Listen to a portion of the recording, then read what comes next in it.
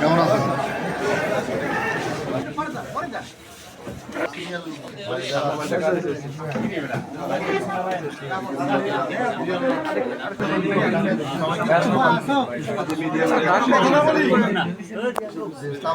সবাইকে ধন্যবাদ। আপনারা অনেক কষ্ট স্বীকার করে এখানে আসছেন। আপনারা জানেন ত্রয়োদশ জাতীয় সংসদ নির্বাচনে 12 ফেব্রুয়ারি অনুষ্ঠিত হতে যাচ্ছে। দীর্ঘ 17 বছর পরে বাংলাদেশের ভোটের রাজনীতি শুরু হয়েছে। রাষ্ট্রপতি জিয়া রহমান, এটা শহীদ রাষ্ট্রপতি জিয়া রহমান এই ধারাটা, গণতন্ত্রের ধারাটা প্রবর্তন করে নিয়ে আসছিলেন। তার এই ধারাবাহিকতার ন্যাস্ত খালেদা জিয়া আমাদের নেতা জনাব তারেক রহমানের নেতৃত্বে গত 17 বছরে গণতান্ত্রিক আন্দোলনের জন্য যেই পথ আমরা অতিক্রম করেছি, এই পথটা ছিল অসম্ভব সংকটাপন্ন এবং এই পথটা ছিল অসম্ভব, আমি বলবো অসম্ভব। কিন্তু আল্লাহ রাব্বুল আলামিন সত্যের বিজয় লাভ করে আজকে একটি গণতান্ত্রিক পরিবেশে আমাদের কাছে ফিরে দিয়েছেন।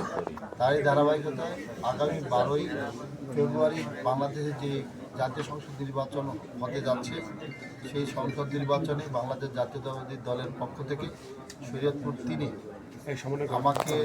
আমাকে আমার দল আমাকে মনোনীত করেছেন একজন প্রার্থী হিসাবে। আমার দল যে আমাকে মনোনীত করেছেন, এই জন্য আল্লাহর প্রতি কৃতজ্ঞতা প্রকাশ করছি।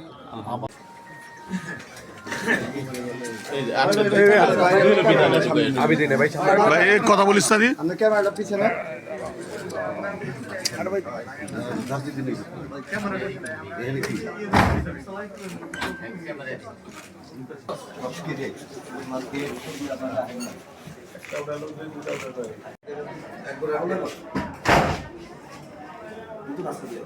আসলে আপনারা যে প্রশ্নটা করেছেন, এটা কিন্তু আপনাদের প্রশ্নটা, এই প্রশ্নটা হচ্ছে এদেশের 18 কোটি মানুষের প্রশ্ন।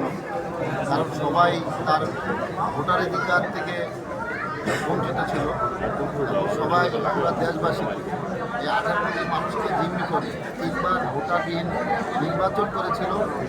আজকের এই দিনে আমাদের যে যারা নতুন ভোটার হয়েছে এবং যারা আগের ভোটার ছিল, এই 18 কোটি জনগণের মধ্যে যে 5 লাখ শ্রমিকরা ফিরে পেয়েছে, তার মাধ্যমে বোঝা যাচ্ছে যে মানুষের মধ্যে এই ভোটের অধিকার প্রতিষ্ঠার যে আকাঙ্ক্ষা, যে আকুতি ছিল, যে আকুতিটা আজকে স্বাধীন বাংলাদেশে 71-এ বাংলাদেশ স্বাধীন হয়েছিল।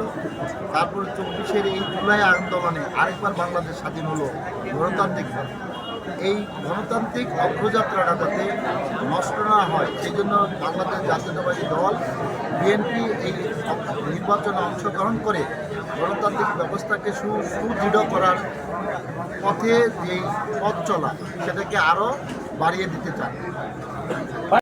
যারা এই দেশকে ভালোবাসে না, যারা এই দেশকে আবার 17 বছরের জঞ্জালে নিতে চায়, তারাই মূলত এই নাশকতা করে বিভিন্ন রকমের চক্রান্ত করতেছে।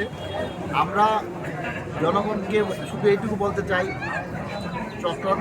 চক্রান্ত করবে আর স্বাধীনভাবে মানুষ ভোট দিবে, এটাই এই 12 ফেব্রুয়ারি যে নির্বাচন, সেই নির্বাচন হতে হবে। তা মানাটা খুব কঠিন ব্যাপার। তারপরও আমি যখন ইউনো অফিসে ঢুকি, তখন আমরা 5 জনই ছিলাম আর আপনারা সাংবাদিকরা ছিলেন। আমি 5 জন নিয়েই কিন্তু ইউনো অফিসে ঢুকেছি এবং প্রশাসনের সামনে কিন্তু আমরা 5 জনই ছিলাম।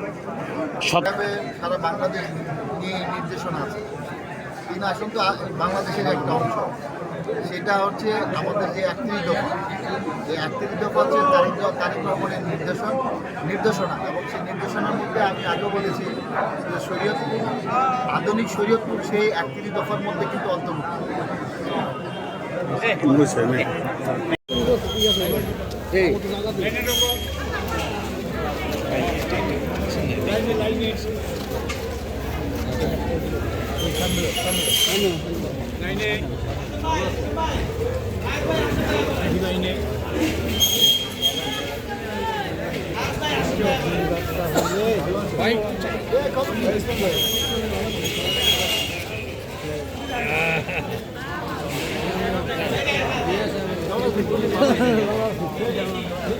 আমাদের ছাত্র মেম্বার